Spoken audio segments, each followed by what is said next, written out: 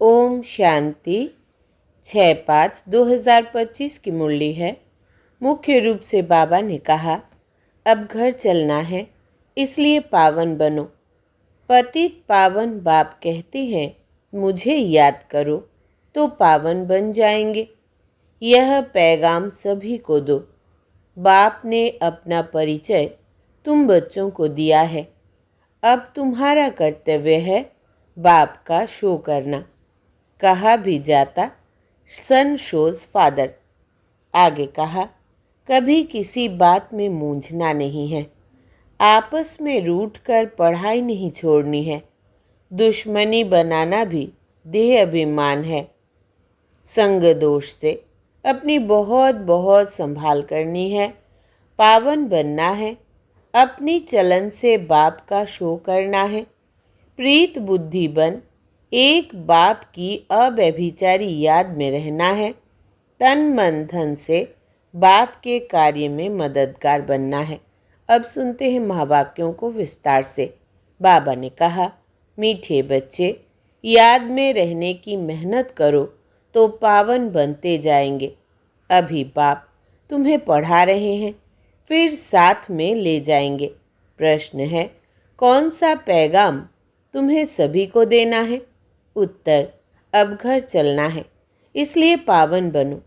पतित पावन बाप कहते हैं, मुझे याद करो तो पावन बन जाएंगे। यह पैगाम सभी को दो। बाप ने अपना परिचय तुम बच्चों को दिया है। अब तुम्हारा कर्तव्य है बाप का शो करना। कहा भी जाता, सन शोज फादर। गीत मरना तेरी गली में। ओम शांति। बच्चों ने गीत का अर्थ सुना कि बाबा, हम आपकी रुद्र माला में पिरो ही जाएंगे। यह गीत तो भक्ति मार्ग के बने हुए हैं। जो भी दुनिया में सामग्री है, जप तप पूजा पाठ, यह सब है भक्ति मार्ग। भक्ति रावण राज्य, ज्ञान राम राज्य। ज्ञान को कहा जाता है नॉलेज, पढ़ाई। भक्ति को पढ़ाई नहीं कहा जाता। उसमें कोई उद्देश्य नहीं कि हम क्या बनेंगे। भक्ति पढ़ाई नहीं है। राजयोग सीखना यह पढ़ाई है। पढ़ाई एक जगह स्कूल में पढ़ी जाती है। भक्ति में तो दर दर धक्के खाते हैं। पढ़ाई माना पढ़ाई, तो पढ़ाई पूरी रीति पढ़नी चाहिए। बच्चे जानते हैं हम स्टूडेंट हैं। बहुत है जो अपने को स्टूडेंट नहीं समझते हैं, क्योंकि पढ़ते ही नहीं हैं।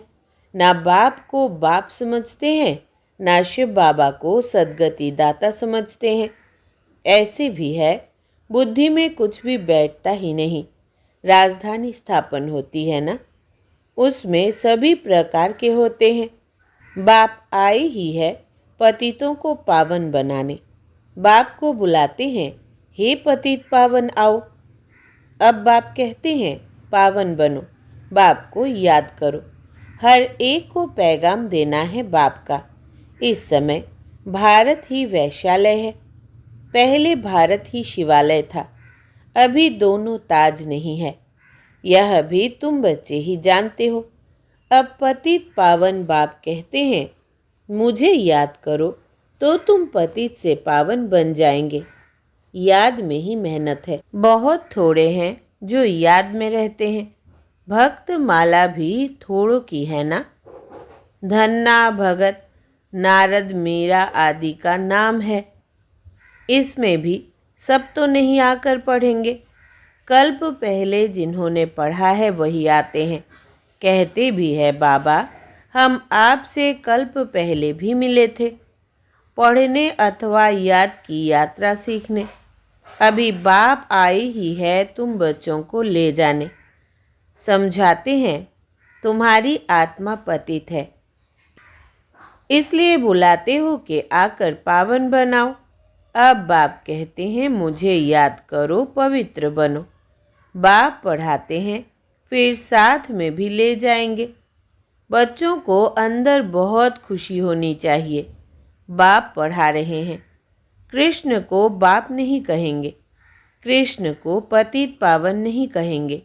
यह किसको भी पता नहीं कि बाप किसको कहा जाता है और फिर वो ज्ञान कैसे देते हैं। यह तुम ही जानते हो। बाप अपना परिचय बच्चों को ही देते हैं। नए नए कोई से बाप नहीं मिल सकते। बाप कहेंगे सन शोज फादर। बच्चे ही बाप का शो करेंगे। बाप को कोई से भी मिलने बात करने का नहीं है। भल इतना समय बाबा नए नए से मिलते रहते हैं। ड्रामा में था, ढेर आते थे।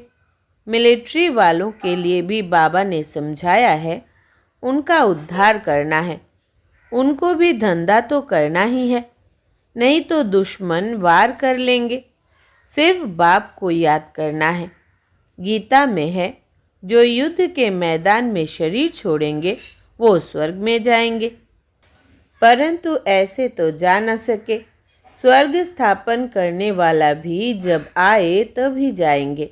स्वर्ग क्या चीज़ है यह भी कोई नहीं जानते हैं। अभी तुम बच्चे 5 विकारों रूपी रावण से युद्ध करते हो। बाप कहते हैं अशरीरी भव, अपने को आत्मा निश्चय कर मुझे याद करो, और कोई ऐसे कह न सके। सर्वशक्तिवान एक बाप के सिवाय कोई को कह नहीं सकते। ब्रह्मा विष्णु शंकर को श्री नहीं कह सकते। ऑलमाइटी एक ही बाप है। वर्ल्ड ऑलमाइटी अथॉरिटी, ज्ञान का सागर, एक बाप को ही कहा जाता है। यह जो साधु संत आदि है वो है शास्त्रों की अथॉरिटी। भक्ति की भी अथॉरिटी नहीं कहेंगे, शास्त्रों की अथॉरिटी है। उन्हों का सारा मदार शास्त्रों पर है। समझते हैं भक्ति का फल भगवान को देना है। भक्ति कब शुरू हुई कब पूरी होनी है यह पता नहीं है। भक्त समझते हैं भक्ति से भगवान राजी होगा। भगवान से मिलने की इच्छा रहती है, परंतु वो किसकी भक्ति से राजी होगा? ज़रूर उनकी ही भक्ति करेंगे तब तो राजी होगा ना। तुम शंकर की भक्ति करो तो बाप राजी कैसे होगा? क्या हनुमान की भक्ति करेंगे तो बाप राजी होगा? दीदार हो जाता है, बाकी मिलता कुछ नहीं है। बाप कहते हैं मैं भल साक्षात्कार कराता हूँ, परंतु ऐसे नहीं कि मेरे साथ आकर मिलेंगे। नहीं, तुम मेरे साथ मिलते हो। भगत भक्ति करते हैं भगवान से मिलने के लिए। कहते हैं पता नहीं कि भगवान किस रूप में आकर मिले, इसलिए उसे कहा जाता है ब्लाइंड फेथ। अभी तुम बाप से मिले हो। जानते हो वो निराकार बाप जब शरीर धारण करे तभी अपना परिचय दे कि मैं तुम्हारा बाप हूँ। 5000 वर्ष पहले भी तुमको राज्य भाग्य दिया था, फिर तुमको 84 जन्म लेने पड़े। यह सृष्टि चक्र फिरता रहता है। द्वापर के बाद ही दूसरे धर्म आते हैं, अपना अपना धर्म आकर स्थापन करते हैं। इसमें कोई बढ़ाई की बात नहीं है। बढ़ाई किसकी भी नहीं है। ब्रह्मा की बढ़ाई तब है जब बाप आकर प्रवेश करते हैं, नहीं तो यह धंधा करता था। इनको भी थोड़ी ही पता था मेरे में भगवान आएंगे। बाप ने प्रवेश कर समझाया है कि कैसे मैंने इनमें प्रवेश किया, कैसे इनको दिखाया। मेरा सो तुम्हारा, तुम्हारा सो मेरा। देख लो, तुम मेरे मददगार बनते हो। अपने तन मन धन से तो उनकी एवज में तुमको यह मिलेगा। बाप कहते हैं मैं साधारण तन में प्रवेश करता हूँ, जो अपने जन्मों को नहीं जानते, परंतु मैं कब आता हूँ, कैसे आता हूँ, यह किसको पता नहीं है।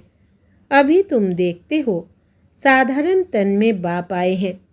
इन द्वारा हमको ज्ञान और योग सिखला रहे हैं। ज्ञान तो बहुत सहज है। नर्क का फाटक बंद हो स्वर्ग का फाटक कैसे खुलता है यह भी तुम जानते हो। द्वापर में रावण राज्य शुरू होता है, अर्थात नर्क का द्वार खुलता है। नई और पुरानी दुनिया को आधा आधा में रखा जाता है। तो अब बाप कहते हैं मैं तुम बच्चों को पतित से पावन होने की युक्ति बताता हूँ। बाप को याद करो तो जन्म जन्मांतर के पाप नाश हो जाए। इस जन्म के पाप भी बताने हैं। याद तो रहते हैं ना, क्या पाप किए हैं, क्या क्या दान पुण्य किया है। इसको अपने छोटेपन का पता है ना। श्री कृष्ण का ही नाम है सांवरा और गोरा, श्याम सुंदर। उनका अर्थ कभी कोई की बुद्धि में नहीं आएगा। नाम श्याम सुंदर है तो चित्र में काला बना दिया है। रघुनाथ के मंदिर में देखेंगे, वहाँ भी काला। हनुमान का मंदिर देखो तो सबको काला बना देते हैं। यह है ही पतित दुनिया। अभी तुम बच्चों को ओना अर्थात फिक्र है कि हम सावरे से सुंदर बने। इसके लिए तुम बाप की याद में रहते हो। बाप कहते हैं यह अंतिम जन्म है, मुझे याद करो तो पाप भस्म होंगे। जानते हैं बाप आए हैं ले जाने, तो ज़रूर शरीर यहाँ छोड़ेंगे। शरीर सहित थोड़े ही ले जाएंगे, पतित आत्माएं भी जा न सके। ज़रूर बाप पावन बनने की युक्ति बताएंगे। तो कहते हैं मुझे याद करो तो विकर्म विनाश हो। भक्ति मार्ग में है अंधश्रद्धा। शिव काशी कहते हैं, फिर कहते हैं शिव ने गंगा लाई, भागीरथ से गंगा निकली। अब पानी माथे से कैसे निकलेगा? भागीरथ कोई ऊपर पहाड़ पर बैठा है क्या, जिसकी जटाओं से गंगा आएगी? पानी जो बरसता है सागर से खींचते हैं, जो सारी दुनिया में पानी जाता है। नदियाँ तो सब तरफ है। पहाड़ों पर बर्फ जम जाती है, वो भी पानी आता रहता है। पहाड़ों के अंदर गुफाओं में जो पानी रहता है वो फिर कुओं में आता रहता है। वो भी बरसात के आधार पर है। बरसात न पड़े तो कुएं भी सूख जाते हैं। कहते भी है बाबा हमको पावन बनाकर स्वर्ग में ले जाओ। आज ही स्वर्ग कृष्णपुरी की है, विष्णुपुरी का किसको पता नहीं है। श्री कृष्ण के मुरीद कहेंगे, जहाँ देखो कृष्ण ही कृष्ण है। अरे जबकि परमात्मा सर्वव्यापी है तो क्यों नहीं कहते जिधर देखो परमात्मा ही परमात्मा है। परमात्मा के मुरीद फिर ऐसे कहते यह सब उनके ही रूप है, वही यह सारी लीला कर रहे हैं। भगवान ने रूप धरे हैं लीला करने के लिए, तो ज़रूर अभी लीला करेंगे ना। परमात्मा की दुनिया स्वर्ग में देखो, वहाँ गंध की कोई बात नहीं होती। यहाँ तो गंध ही गंध है। और फिर यहाँ कह देते परमात्मा सर्वव्यापी है। परमात्मा ही सुख देते हैं। बच्चा आया सुख हुआ, मरा तो दुख होगा। अरे भगवान ने तुमको चीज़ दी फिर ली, तो उसमें तुमको रोने की क्या दरकार है। सतयुग में यह रोने आदि का दुख होता नहीं। मोहजीत राजा का दृष्टांत दिखाया है। यह सब है झूठे दृष्टांत, उनमें कोई सार नहीं है। सतयुग में ऋषि मुनि होते नहीं, और यहाँ भी ऐसी बात हो नहीं सकती। ऐसा कोई मोहजीत राजा हो नहीं सकता। भगवान वाच यादव कौरव पांडव क्या करत भय, तुम्हारा बाप से योग है। बाप कहते हैं मैं तुम बच्चों द्वारा भारत को स्वर्ग बनाता हूँ। अब जो पवित्र बनते हैं वो पवित्र दुनिया के मालिक बनेंगे। कोई भी मिले उनको यह बोलो भगवान कहते हैं मामेकम याद करो, मेरे से प्रीत लगाओ और कोई को याद न करो। यह है अव्यभिचारी याद। यहाँ कोई जल आदि नहीं चढ़ाना है। भक्ति मार्ग में यह धंधा आदि करते याद करते थे ना। गुरु लोग भी कहते हैं मुझे याद करो, अपने पति को याद नहीं करो। तुम बच्चों को कितनी बातें समझाते हैं। मूल बात है कि सभी को पैगाम दो। बाबा कहते हैं मामेकम याद करो। बाबा माना ही भगवान। भगवान तो निराकार है। श्री कृष्ण को सब भगवान नहीं कहेंगे। कृष्ण तो बच्चा है। शिव बाबा इसमें ना होता तो तुम होते क्या? शिव बाबा ने इन द्वारा तुमको एडॉप्ट किया, अपना बनाया है। यह माता भी है, पिता भी है। माता तो साकार में चाहिए ना, वो तो है ही पिता। तो ऐसी ऐसी बातें अच्छी रीति धारण करो। तुम बच्चों को कभी भी किसी बात में मूंझना नहीं है, पढ़ाई को कभी नहीं छोड़ना। कई बच्चे संग दोष में आकर रूठकर अपनी पाठशाला खोल देते हैं। अगर आपस में लड़ झगड़ कर जाए अपनी पाठशाला खोली तो मूर्खपना है। रूठते हैं तो पाठशाला खोलने के लायक ही नहीं है। वो दे अभिमान तुम्हारा चलेगा ही नहीं, क्योंकि बुद्धि में तो दुश्मनी है। तो वो याद आएगी, कुछ भी किसी को समझा नहीं सकेंगे। ऐसे भी होता है, जिसको ज्ञान देते हैं वो तीखे चले जाते हैं, खुद गिर पड़ते हैं, खुद भी समझते हैं मेरे से उनकी अवस्था अच्छी है। पढ़ने वाला राजा बन जाए और पढ़ाने वाला दास दासी बन जाते हैं। ऐसे ऐसे भी है। पुरुषार्थ कर बाप के गले का हार बनना है।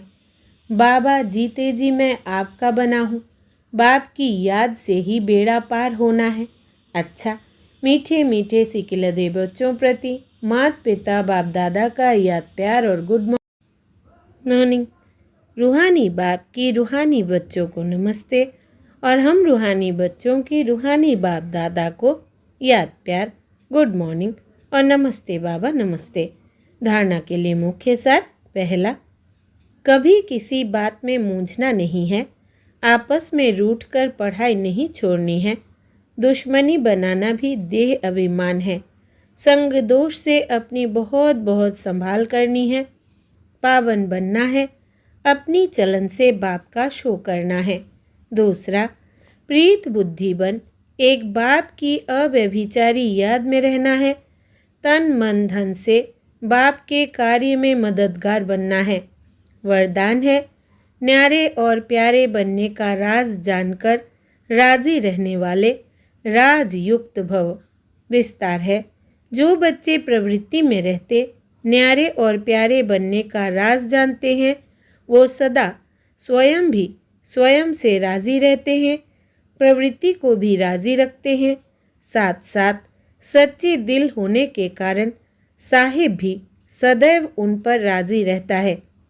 ऐसे राजी रहने वाले राजयुक्त बच्चों को अपने प्रति व अन्य किसी के प्रति किसी को काजी बनाने की ज़रूरत नहीं रहती, क्योंकि वो अपना फैसला अपने आप कर लेते हैं। इसलिए उन्हें किसी को काजी, वकील या जज बनाने की ज़रूरत ही नहीं। स्लोगन है, सेवा से जो दुआएं मिलती है वो दुआएं ही तंदुरुस्ती का आधार है। सेवा से जो दुआएं मिलती है वो दुआएं ही तंदुरुस्ती का आधार है। अव्यक्त इशारे, रूहानी रॉयल्टी और प्योरिटी की पर्सनालिटी धारण करो। जैसे स्थूल शरीर में विशेष सांस चलना आवश्यक है, सांस नहीं तो जीवन नहीं। ऐसे ब्राह्मण जीवन का सांस है पवित्रता। 21 जन्मों की प्रारब्ध का आधार पवित्रता है। आत्मा और परमात्मा के मिलन का आधार पवित्र बुद्धि है। संगम युगी प्राप्तियों का आधार और भविष्य में पूज्य पद पाने का आधार पवित्रता है। इसलिए पवित्रता की पर्सनैलिटी को वरदान रूप में धारण करो। अच्छा, ओम शांति।